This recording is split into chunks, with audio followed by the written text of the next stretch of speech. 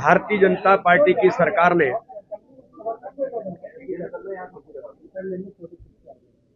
माननीय प्रधानमंत्री नरेंद्र मोदी जी ने भारतीय जनता पार्टी के बहुप्रतीक्षित संकल्प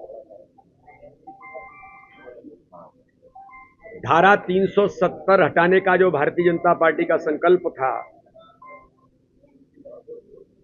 जब अटल बिहारी वाजपेयी जी प्रधानमंत्री बने थे तो उन्होंने कहा था कि मेरी सरकार बहुमत की सरकार होती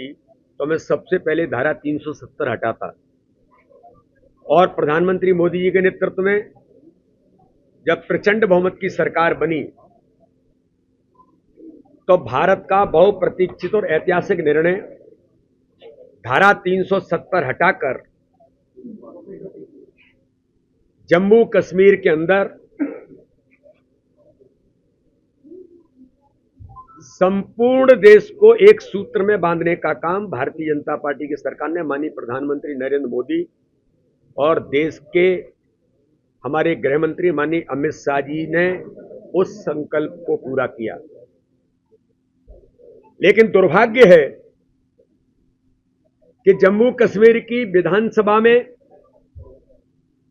नेशनल कॉन्फ्रेंस की सरकार जो कांग्रेस के समर्थन से चल रही है,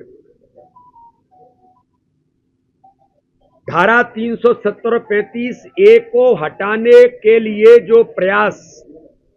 और जो प्रस्ताव लाने का प्रयास किया गया असंवैधानिक तरीके से, ये साबित करता है कि कांग्रेस इस देश के अंदर राष्ट्र विरोधी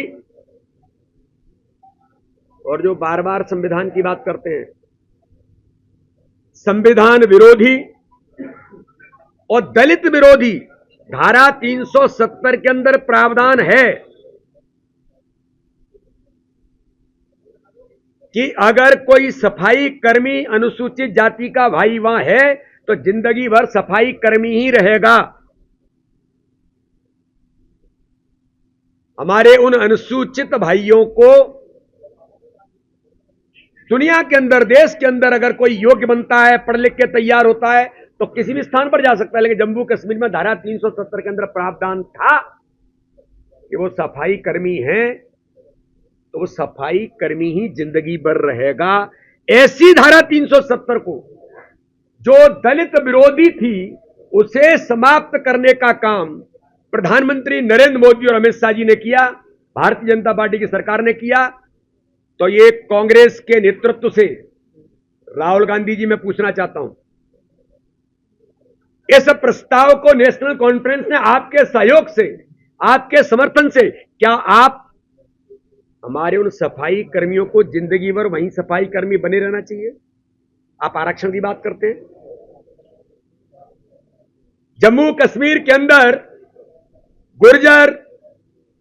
हमारे अनुसूचित जाति के भाई और बहन, उनको आरक्षण देने का काम भारतीय जनता पार्टी की सरकार ने जब वहां पर किया तो इस प्रावधान में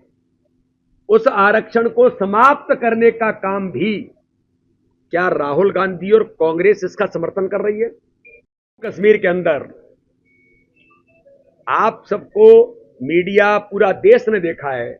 कि जम्मू कश्मीर श्रीनगर के लाल चौक पर जहां तिरंगे का अपमान होता था, वहां अगर आज शान और शौकत के साथ तिरंगा भी फहरता है और श्रीनगर की घाटी में गांव गांव में तिरंगा फहरता है और अमन चैन के साथ धारा 370 हटने के कारण जब चुनाव में भी जम्मू कश्मीर जाता है तो जहां 5% वोट मिलता था,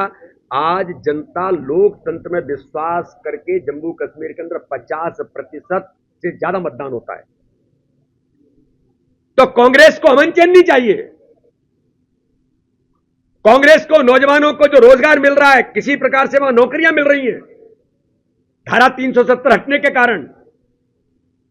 तो कांग्रेस को नौजवानों को रोजगार नहीं चाहिए। कांग्रेस को जम्मू कश्मीर के अंदर हमारे नौजवानों को नौकरी मिल रही है वो नहीं चाहिए। उनको तो केवल एक ही चाहिए, पत्थर लो और पत्थर पटको और भारत के खिलाफ बोलो,